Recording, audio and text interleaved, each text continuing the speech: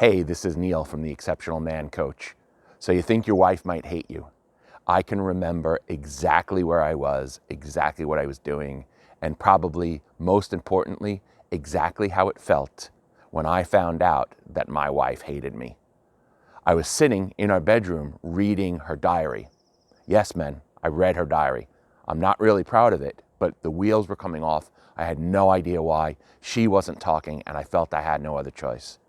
In this diary was the worst shit imaginable.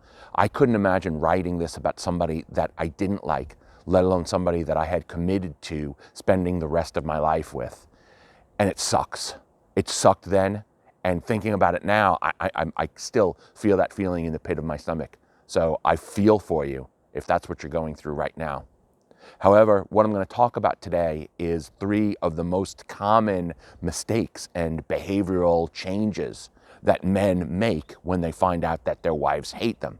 Now, maybe she doesn't hate you. Maybe the love is fading. Maybe she's disconnected. Maybe she does feel that she hates you, that the love that you guys had is totally gone and she has no other choice. And that's what she's feeling. If that's what she's feeling, it's quite real to her.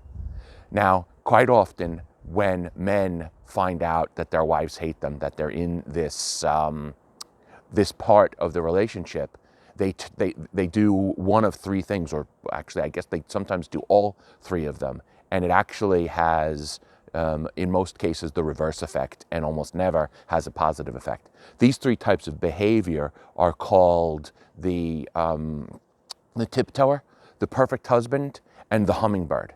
Now, before I get into what those types of behaviors are, why? Why do men go to these types of behaviors when they feel things slipping away, when they find out that their wives hate them? Maybe they found out from a mutual friend. Maybe they found texts on her phone to another man. Maybe they read the words in her diary. So what ends up happening then is the man, because we're natural, we want to fix the problem, we start to see our wives and the relationship as something that we need to fix. And what I can tell you right now is your wife, nor is any other human being, somebody that you should see as a project that you need to fix.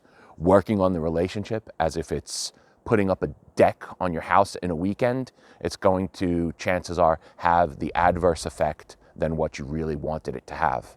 So let's dive deep. Let's dive a little bit deeper into these 3 types of behaviors. The first is the tiptoer. The man who believes that who he is and how he acts around her is the things that are making her hate him. And if we just take some kind of general male type behaviors, do you chew your food loudly? Do you burp at the dinner table? Are you walking around in your underwear all the time? Do you fart without mercy? Yeah, I mean, let's face it, some of these things are biological needs. And over the course of a relationship, these things kind of happen. But are you being a total caveman in regards to when you're around her and you just don't care anymore? All right. And all of a sudden, oh my God, she hates me, and that must be why. So now you start tiptoeing around her. I don't even want to breathe loud. Oh, I can't even snore around her. God forbid a fart slips out. That kind of energy, that nervous kind of energy, is going to do the exact opposite. It's going to turn her off even more. It's going to make her look at you like you're a little boy, and that's the last thing a woman wants to look at her husband as. Number 2 is the perfect husband. Now, their gender roles in relationships have kind of faded away over the past few decades. And yet there seems to be, especially in men, some men who haven't gotten the memo yet, who refer to watching after their kids as babysitting. I don't babysit my kids. They're my kids. I look after my kids. I parent my kids just as much as their mother does. Okay? When you share a home together, it's both of your responsibility to cook, clean, take care of the home, maintain the home. Now, maybe she's awesome with a hammer and a saw, and she loves doing things around the home that traditionally would be considered male work. Maybe you're a whiz in the kitchen. You're awesome at whipping up food, and you don't mind going elbow deep in hot sudsy water to clean up the pots and pans after the dinner. More power to you. Those gender roles are out the window. They're out the window for a reason. It's because men can be awesome at things in the kitchen, and women can be awesome at doing things in the workshop. If that's what works for you, then that's what works for you, and keep it going. However, most men tend to believe that doing things around the house means I'm helping her around the house. That's bullshit. You're not helping her. You live in the household, you wear clothes, it's just as much your responsibility to do laundry, to make sure that you get clean clothes. Now, if you haven't been doing those things, well, it's kind of too late to turn back the clock. But all of a sudden flipping the switch and going 180 degrees and starting to do everything, she's going to say, where was this guy? Where was the help? It's too late. I still hate you, okay? Do your share. Maybe even do a little bit more than your share around the house, because that's what people in partnerships do, not because you're doing it to gain any favor for her. You don't do the laundry looking over your shoulder all the time saying, I wonder when she's going to come and pat me on the ass and thank me for doing the laundry. Thank you for doing the laundry? No, your thanks is that you get to wear clean clothes, is that your family gets to wear clean clothes. That's the only reason that you need to be doing these things. So step up, absolutely. Don't step up if you're going to be doing it in order to get some kind of favor or approval back from her. The third is the hummingbird, and this actually combines a little bit of the first two, and they're also, it might be the most abstract of the three. So now those of you who've ever seen a hummingbird, you've seen at the feeder it just kind of hovers there while it gets its nutrition.